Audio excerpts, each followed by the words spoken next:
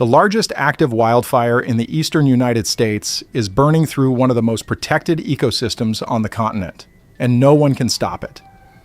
The national fire inside Big Cypress National Preserve has consumed at least 15,000 acres, according to the National Park Service. Some estimates place it closer to 25,000. 0% contained. It tripled in size in 24 hours. On Monday, it was 5,000 acres. By Tuesday morning, it had crossed 15,000 and was still moving. Smoke from the fire has shut down 3 of southern Florida's most critical transportation corridors simultaneously. Interstate 75, Alligator Alley, the only direct highway between Naples and Fort Lauderdale, State Road 29, the north-south lifeline through the western Everglades, and US 41, the Tamiami Trail, the oldest road across the southern peninsula. Ground and aviation crews are engaged. Additional resources have been requested. Closures are in effect across the preserve. No casualties reported, no structures destroyed. The official story ends there. It should not. But here is the detail that tells the real story. Interstate 75 crosses the Everglades on a stretch called Alligator Alley. 80 miles of elevated highway cutting through the largest subtropical wilderness remaining in the United States. The road was built in 1969. In the 1990s, it was widened to a 4-lane divided interstate, guardrails, controlled access, emergency call boxes every mile. And beneath the roadbed, 36 wildlife underpasses, concrete passages engineered specifically so Florida panthers could cross without being hit by traffic. The panthers are among the most endangered mammals in North America. Fewer than 200 survive in the wild.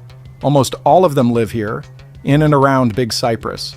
That highway carries tens of thousands of vehicles per day. For miles in either direction, there is no exit.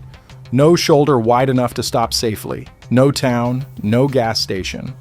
When smoke drops visibility to near zero, there is nowhere to go.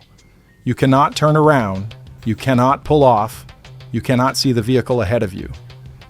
On Tuesday, February 24th, smoke from the national fire was doing exactly that, drifting across Alligator Alley in sheets thick enough to trigger low visibility warnings for drivers who were already on it. To understand how Big Cypress arrived here, you have to watch the timeline accelerate. On Sunday night, February 22nd, 2 fires were discovered inside Big Cypress National Preserve. The first, undesignated the National Fire, was burning south of Interstate 75 and east of State Road 29 in the interior of the preserve. The second, called the Grand Fire, had ignited north of the interstate but measured under 5 acres. Neither triggered an immediate large-scale response. By Monday morning, February 23rd, NPS ground crews moved in for initial assessment. By early afternoon, aerial mapping placed the national fire at approximately 5,000 acres. That was the first number the public heard. It did not stay accurate for long. Through Monday night and into Tuesday morning, the fire ran. Winds pushed flame fronts across drought-stressed sawgrass and pine flatwoods at rates that outpaced every mapping update.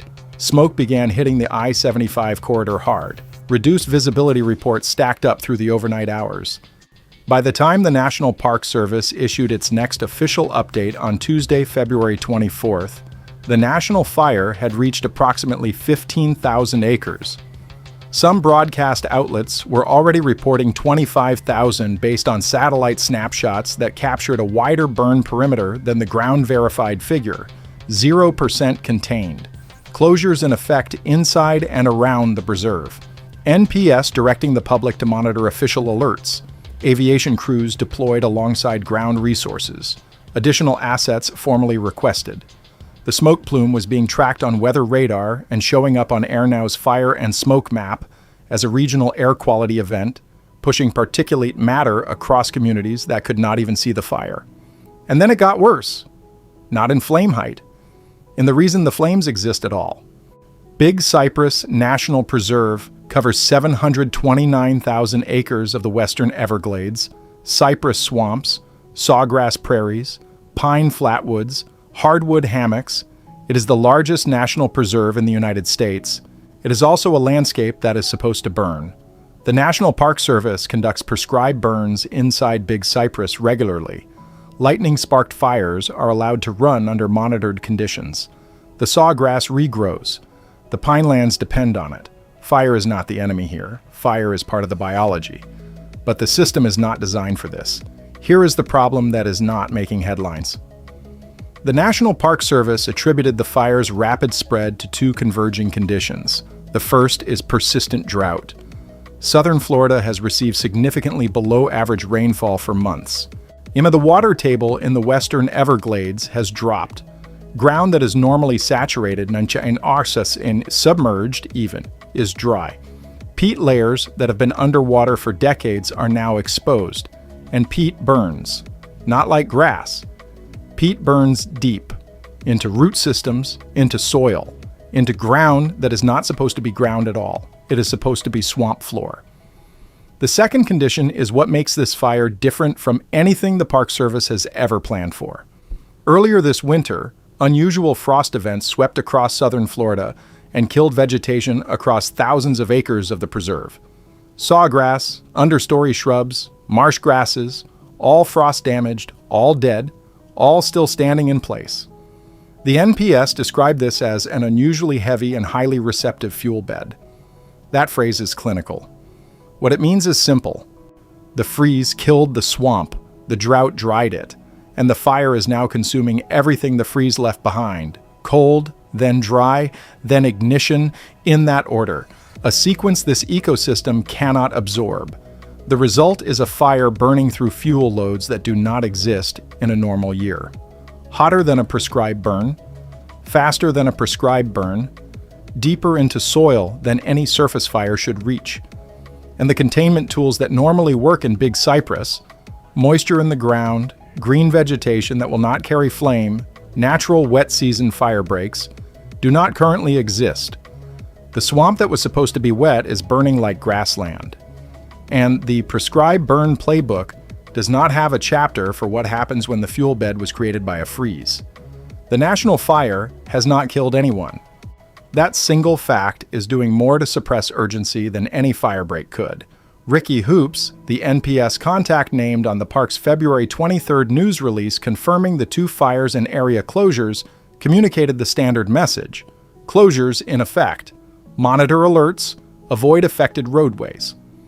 By the following day, the scope of what those closures actually meant was becoming clear. Alligator Alley is not an urban highway with exits every half mile. It is an 80-mile crossing of wilderness. When smoke drifts across 4 lanes without warning, drivers are inside the hazard before they know it exists. Reduced visibility on this road does not mean haze.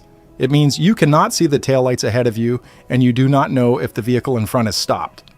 The Florida Department of Transportation and Florida Highway Patrol have issued warnings, but warnings come after the smoke. Wind shifts do not follow schedules, and at highway speed, the distance between clear air and zero visibility is measured in seconds, not miles, seconds. The communities downwind are breathing what the fire is producing. People who cannot see a single flame. People in their kitchens, in their bedrooms, opening windows to air that smells like something is wrong.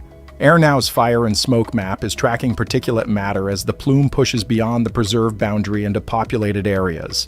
Residents with asthma, residents with COPD, children, the elderly, all being told to limit outdoor exposure. But the smoke is not staying outdoors. It is seeping through doors and ductwork and into homes that were never built to be sealed against a burning swamp 20 miles away. And then there is what lives inside the burn perimeter.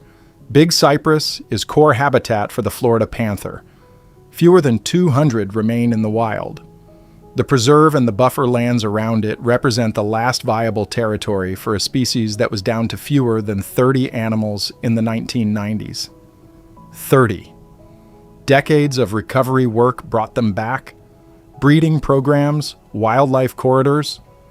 Those 36 underpasses beneath Alligator Alley, each one engineered to keep a panther alive for one more crossing.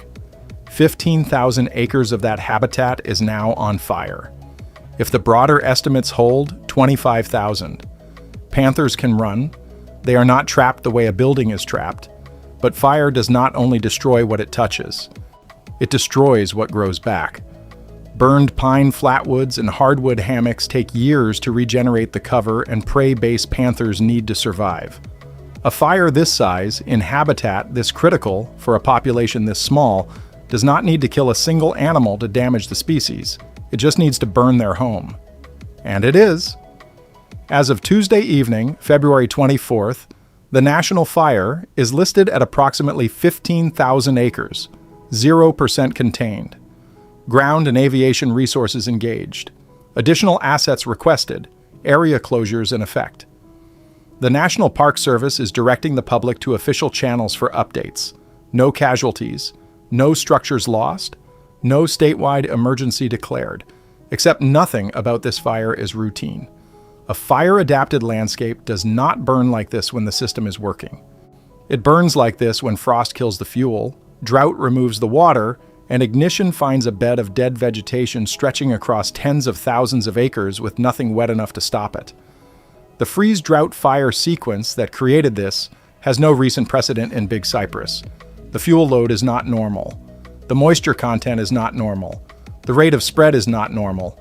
And the fire is still at zero containment with no rain in the forecast. How do you tell communities downwind, people breathing smoke they cannot see the source of, people closing windows that do not seal, that the official acreage is a number that changes every time a plane flies over? How do you explain to the scientists who spent 30 years pulling the Florida panther back from 30 individuals to 200 that 15,000 acres of core habitat is burning with no containment line and no timeline for control?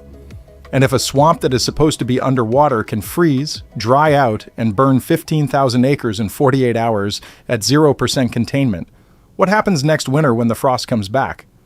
On Alligator Alley, the smoke is still drifting across the highway.